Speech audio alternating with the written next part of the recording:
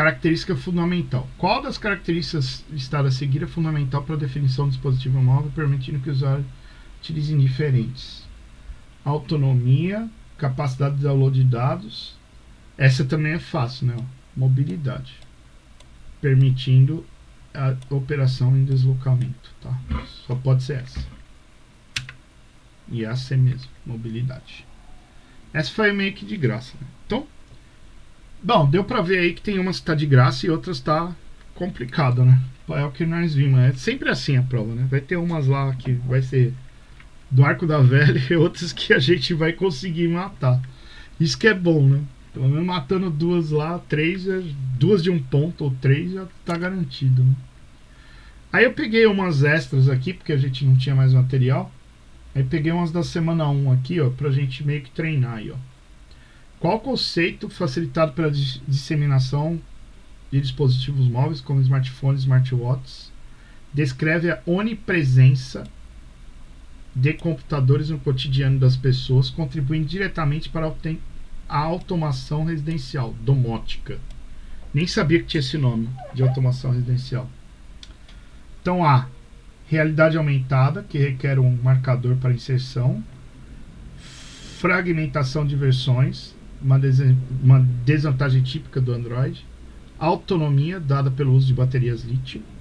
Computação ubíqua ou pervasiva, impulsionada pela presença constante dos dispositivos, ou APOO. Essa também não é tão difícil, né? Mas pode ser que caia, né? Alguma coisa desse tipo. Então, é isso aqui, que é a presença constante dos dispositivos, né? Alternativa D, tá? E eu não sabia que domótica era automação residencial, mas que também é um exemplo de contribuição. Eu pensei que é IoT, né? A IoT é o dispositivo que é internet das coisas, né? E aqui a domótica é automação residencial. É esse outro nome que eles estão colocando. Computação ubíqua. Que é toda hora a gente está com algum dispositivo na mão. E eles conseguiram, né? Porque a gente não consegue largar do celular. E aí você, com automação residencial agora, já era, né? Você vai ficar na internet o tempo todo. Que liga a luz, faz tudo desse jeito, né? Acho que eu pulei alguma da semana 1, mas tudo bem. Vamos para 2. Critérios de usabilidade. De acordo com os fundamentais critérios conforme definido na norma, qual critério está associado à rapidez com que o usuário consegue realizar uma tarefa?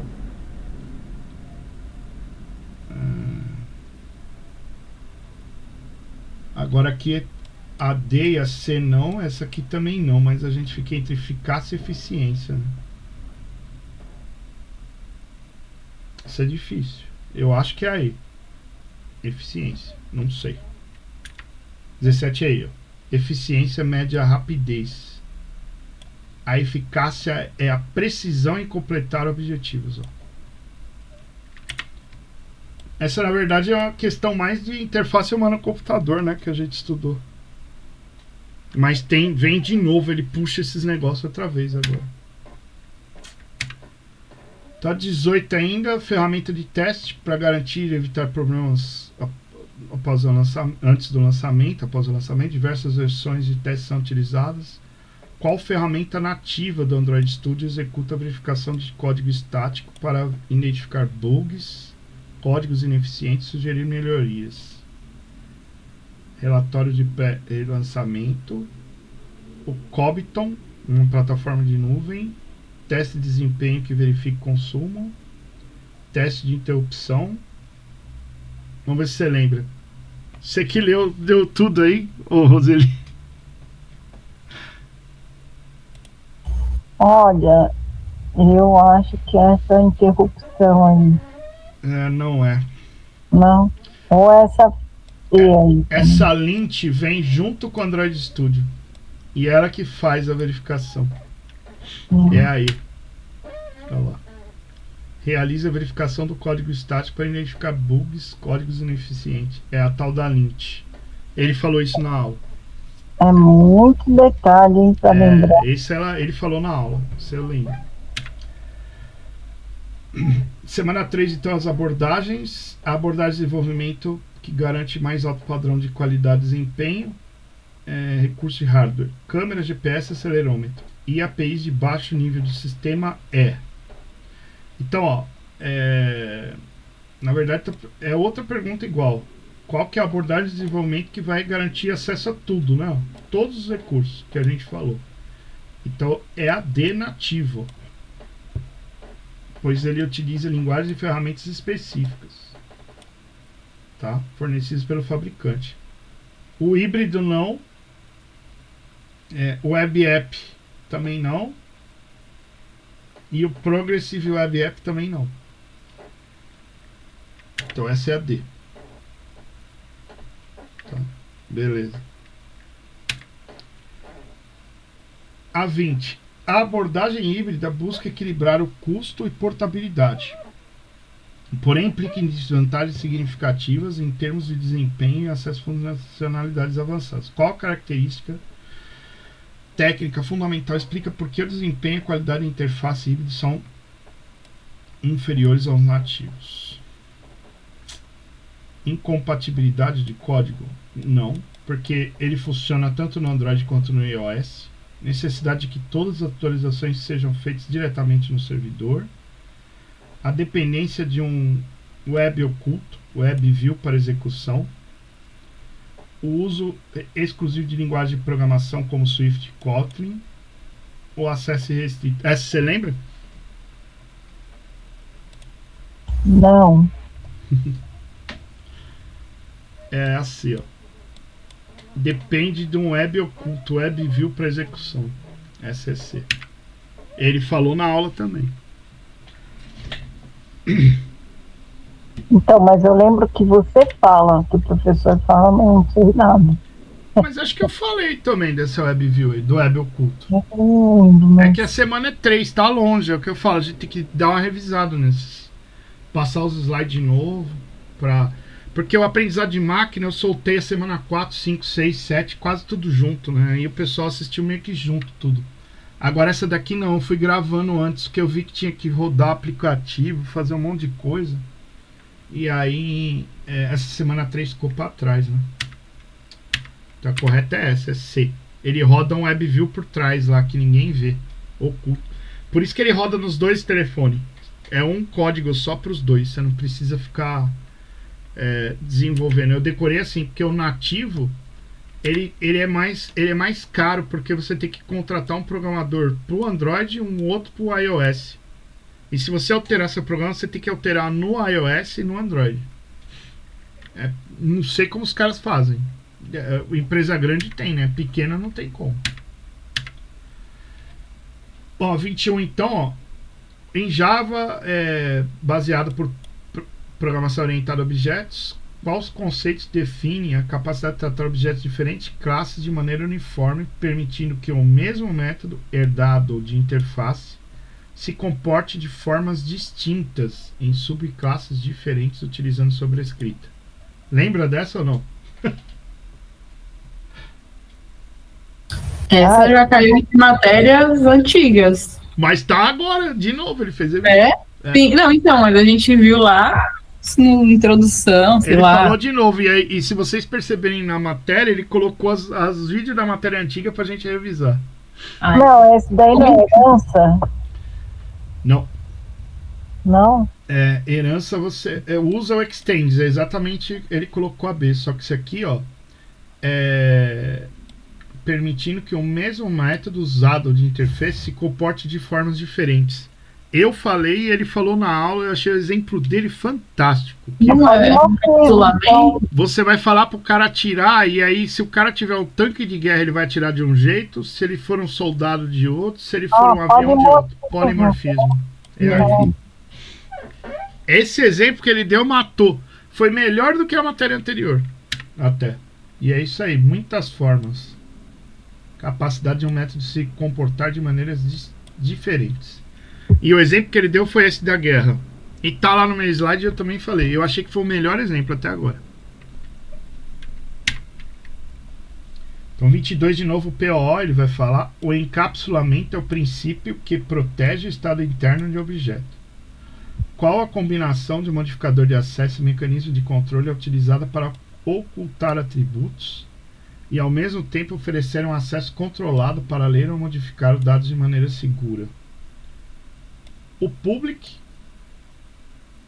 o protect, o bloco finally para liberar recursos, o private ou switch case. Vocês lembram dessa? Já estudamos também. É private. É o private. É a D de dado. A classe privada. D de dado. O acesso à modificação, então, são expostos getters e setters. Sim, Mas eu não lembro qual matéria que esse cara falou. Era um professor que até ele deu entrevista aí na última aula. Ele faz uma entrevista. Era o Manzato? Ele falou desse getter e setters. Foi quando a gente estudou um pouco de linguagem C com ele. Ele falou. Bom, a 23, então, no ciclo de vida de uma Activity tela do Android, qual a callback é chamada no exato momento em que a atividade está em primeiro plano e o usuário pode interagir com ela, sendo o estado no qual o aplicativo permanece até que ocorra um evento de interrupção? On stop? On stop separou a aplicação. On pause, então. On resume. Eu tô assim também, já errou. Eu acho que é um resumo. Porque os dois A e B não é. As atividades em primeiro plano. O Paulo também parece fazer sentido, mas... Vamos ver se é E ou C, eu não sei. É E mesmo. É callback no estado retomado. Esse também ele falou de ciclo de vida, especialmente durante os eventos destrutivos, como a rotação da tela, que causa destruição e recriação da activity. Qual a callback do ciclo de vida é invocado explicitamente pelo sistema antes da destruição para capturar e salvar os dados transitórios na interface do usuário, como texto digitado em edit text, no objeto bundle, garantindo que o estado não seja perdido e possa ser restaurado na nova instância? Não é difícil. Hã? É aí. Você tem que salvar a instância, né? Ó. Bundle out state. Salva o estado da UI, da interface do usuário para do bundle. Porque essa aqui é para destruir, essa aqui é para pausar, essa é para parar e essa aqui é para resumir, que a gente acabou de ver. Tem que ser aí. Olha lá.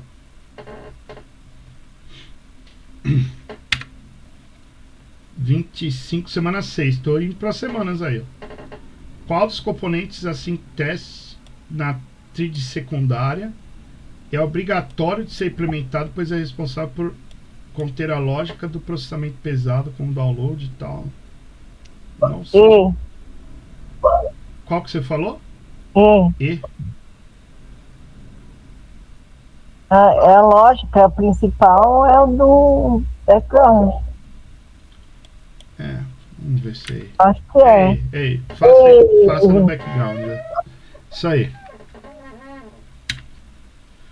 Para garantir a responsabilidade, existe uma regra estrita sobre a manipulação da interface do usuário. De acordo com a regra 2, fundamental para evitar o bloqueio e o erro do Application Not Respond, ANR, o que é estritamente proibido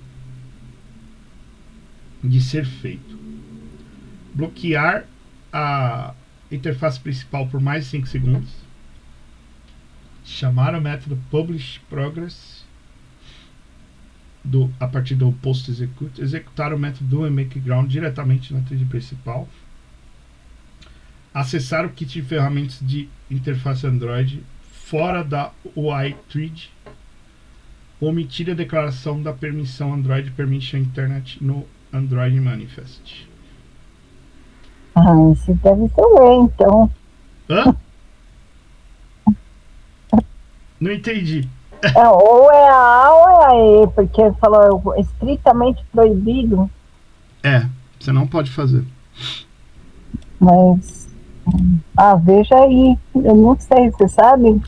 Essa é a D de dado. Ó. Não pode acessar o kit de ferramentas. Fora da White-Thread. É a D. É por essa razão que métodos async-task responsáveis pela atualização da interface são executados na White-Thread. Como que eu posso dizer? É que assim, se você acessar esse kit de ferramentas de interface do Android, ele ainda colocou APIs de interface do usuário. Se você está usando na interface do usuário, você tem que acessar esse kit lá para abrir esse processo da interface dele. É a D de dado. Essa é pegada também. 27. Está acabando.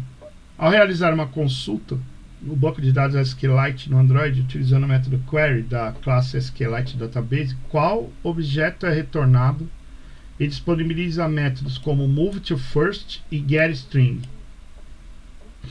Falei também. Ele falou. Cursor, é a D. Ó, bem. É ela mesmo. 28, acho que essa é a última. Só tem até essa. Ao implementar a manipulação em uma classe auxiliar que estende SQL Open Helper, é crucial garantir integridade e liberação de recursos, porque ao realizar operações de leitura, de escrita ou leitura, insert, query, delete, o uso do bloco finally para a conexão com SQLite Database é uma boa prática fundamental. O bloco finally é necessário para verificar se o bundle save instant state não é nulo. Para garantir que o cursor retornado para a query seja movido para a primeira posição, move to first. O bloco finally garante que o onCreate seja chamado na versão de banco de dados não seja alterada. Deixa eu apagar aqui. E para que o objeto content value seja convertido corretamente em instrução SQL. Para garantir que a conexão de banco de dados seja fechada, DB close em qualquer cenário, inclusive se uma exceção ocorrer, liberando recursos e evitando corrupção. Eu iria de E.